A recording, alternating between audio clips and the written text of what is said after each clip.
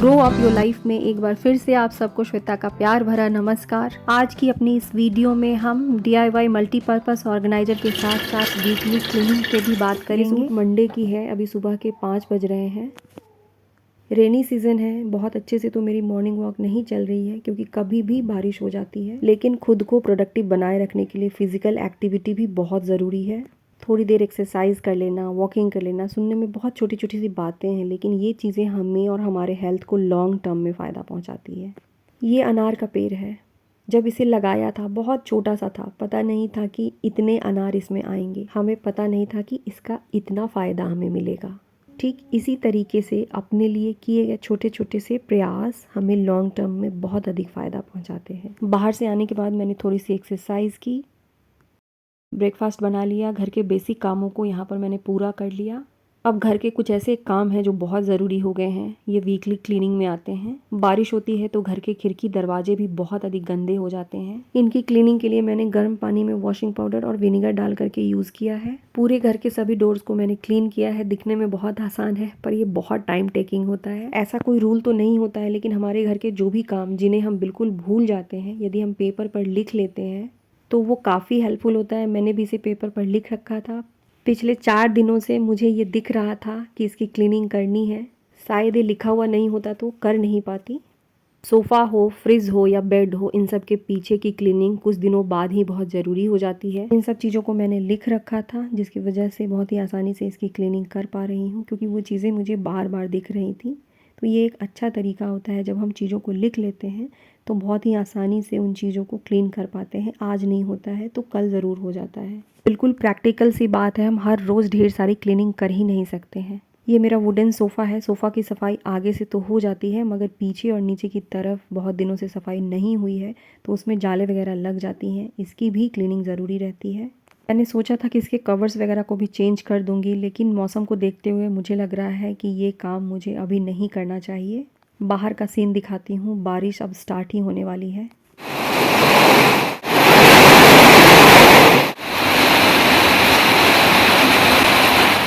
दो दिन पहले मैंने जालों वगैरह की क्लीनिंग कर ली थी। आज मैंने क्लीनिंग के लिए केवल 2-3 चीज़ों को ही डिसाइड किया है, जिसमें ये सभी डेकोरेटिव पीसेज हैं जो थोड़ी सी गंदी हो चुकी थी। नीचे नीचे की चीज़ों की सफाई तो हो जाती है, लेकिन जो चीज़ें ऊपर टंगी रहती है उनकी क्लीनिंग याद से हमें करनी पड़ती है। बस आज की क्लीनिंग के लिए मैंने अलार्म लगा करके केवल और केवल 1.5 घंटे का समय ही सेट किया है। कभी भी मैं पूरे दिन घर की सफाई नहीं करती हूँ, क्योंकि हर रोज़ हमारी एनर्जी एक जैसी नहीं होती है और घर में बहुत से ऐसे काम होते हैं जिन्हें हमें करने होते हैं और थोड़ा समय खुद के लिए भी निकालना होता है। इन फ्लावर्स की भी मैंने सफाई कर दी थी, लेकिन दिन मैंने बहुत गलत चुन लिया था। जब मैंने इस आर्टिफिशियल फ्लावर की सफाई की थी तो मुझे ऐसा लगा कि धूप उग जाएंगे, लेकिन बाहर फिर से बारिश होने लगी है। मुझे इसे पंखे के नीचे ही सुखाना पड़ेगा। फ्लावर्स को मैं शैम्पू से ही वॉश कर देती हूँ। घर में यदि आर्टिफिशियल फ्लावर्स हैं तो सबसे अधिक हमें इनकी क्लीनिंग का ध्यान रखना पड़ता है, क्योंकि इसमें डस्ट वगैरह बहुत जल्दी इकट्ठे हो जाते हैं जो काफ़ी हार्मफुल होते हैं। अभी मैं इन्हें इस तरीके से डुबा करके आधे घंटे के लिए छोड़ दूँगी। इनको पानी में सोक कर देने के बाद मैंने बाकी चीज़ों की भी क्लीनिंग कर ली है। सच बताऊं तो मैं सारे दिन कभी भी क्लीनिंग नहीं करती हूँ। मुझे ऐसा लगता है कि घर की क्लीनिंग कभी भी एक्स्ट्रा बर्डन लेकर नहीं करनी चाहिए, बल्कि थोड़ी थोड़ी ही कर लेनी चाहिए। हाँ, जिस दिन हम प्रोडक्टिव फील करते हैं उस दिन हम बहुत अच्छी तरीके से सफाई कर सकते हैं।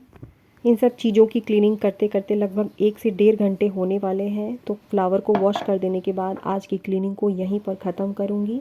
अब इन्हें पानी में अच्छी तरीके से वॉश करके बाहर निकाल लूँगी। फ्लावर को वॉश कर देने के बाद थोड़ी देर मैंने ब्रेक लिया है। काम करते करते जब भी थक जाए तो हमारा ब्रेक लेना बहुत ज़रूरी होता है। जीन्स की थोड़ी सी कटिंग मेरे पास बच गई थी। बहुत दिनों से इसका कुछ बनाने का सोच रही थी। एक DIY प्रोजेक्ट है, बहुत इजी और यूज़फुल है। मेरे पास जीन्स का कपड़ा है तो मैं इसे ही यूज़ कर रही हूँ। हम किसी भी तरह के कपड़े को यूज़ कर सकते हैं। कपड़े की जो लंबाई चौड़ाई है 13 बाई 17 इंच है। मेरे पास जीन्स का कपड़ा इतना ही बच गया था। सबसे पहले मैंने जीन्स के कपड़े को डाला है, बीच में मैंने फोम सीट को डाला है और ये लाइनिंग का कपड़ा है।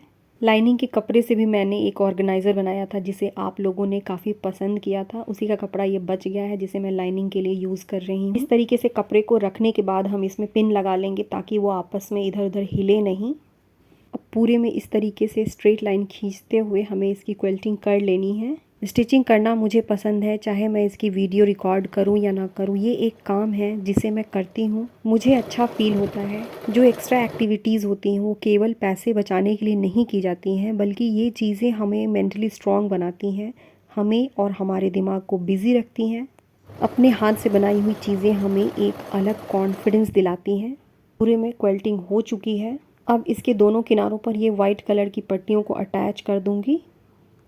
पट्टियाँ हम इसलिए अटैच कर रहे हैं क्योंकि इसके दोनों किनारों पे हमें ज़िप लगानी है। क्वेल्टिंग कर देने के बाद ये कपड़ा काफ़ी मोटा हो गया है, तो इसके दोनों किनारों पे ज़िप लगाने के लिए हम इन पट्टियों को अटैच कर रहे हैं। इन सब कामों को करते करते दोपहर के 2 बज चुके हैं, लंच का टाइम हो चुका है। तो हमारे लाइफ के कुछ ऐसे काम होते हैं जिन्हें हम बिल्कुल नहीं टाल सकते हैं। अपने इस प्रोजेक्ट को यहीं पर छोड़कर मैं किचन में चली गई। किचन में छोटे मोटे कामों को करने के बाद सबको लंच कराया, खुद भी लंच किया। लंच में मैंने पुलाव, छोले मेरे बच्चों को बहुत पसंद है तो आज मैंने छोले बनाया है। इसके साथ में मैं अलग से दाल नहीं बनाती हूँ। सबको छोले बिल्कुल इसी तरीके से पसंद है। ये मूंग दाल का चोखा है जो मुझे पसंद है। आज मेरे घर में लंच में यही बना है। लंच करने के बाद फिर से मैं अपने DIY प्रोजेक्ट को शुरू करूँगी।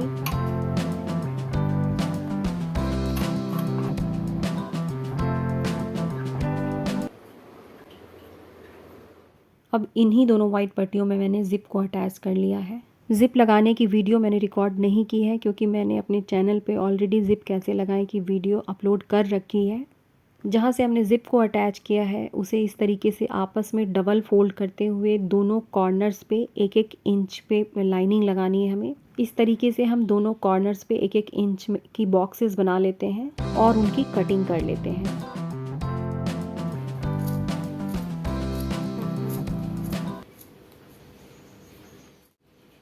कटिंग कर देने के बाद इन्हें आपस में इस तरीके से उल्टा पलट करके दोनों किनारों पे हमें सिलाई लगा लेनी है। ये जो DIY है उसे मैं अपनी बेटी के लिए बना रही हूँ। एक्चुअली वो बाहर जा रही है। एक छोटी बैग चाहिए थी जिसे वो ट्रेन वगैरह में आसानी से अपनी ज़रूरी चीज़ों को रखने के लिए कैरी कर सके।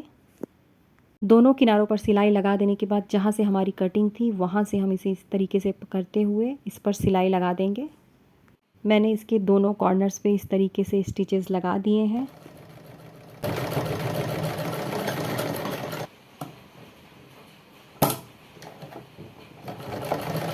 इसके बाद इसे सीधी तरफ पलट लेने के बाद इसके कॉर्नर्स को हम अच्छी तरीके से सेट कर देंगे। इस तरीके के छोटे छोटे बैग्स हमारे लिए काफ़ी हेल्पफुल होती हैं जिसमें हम बहुत सारी चीज़ों को कैरी कर सकते हैं। ये ऑप्शनल है, इसे हम ऐसे भी छोड़ सकते हैं, लेकिन फिनिशिंग अच्छी देने के लिए इसके नीचे बेस में भी हम इस तरीके से हाथों से सीधी करते हुए सिलाई चला सकते हैं। मैंने चला दी थी।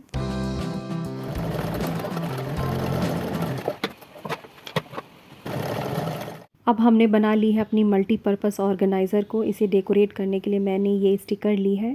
प्रेस से ही ये चिपक जाता है। आगे मुझे कहीं जाना भी है तो मैं तो इसे अपनी जर्नी में यूज़ करने वाली हूँ, जिन चीज़ों को मैं आसानी से कैरी कर सकूँ।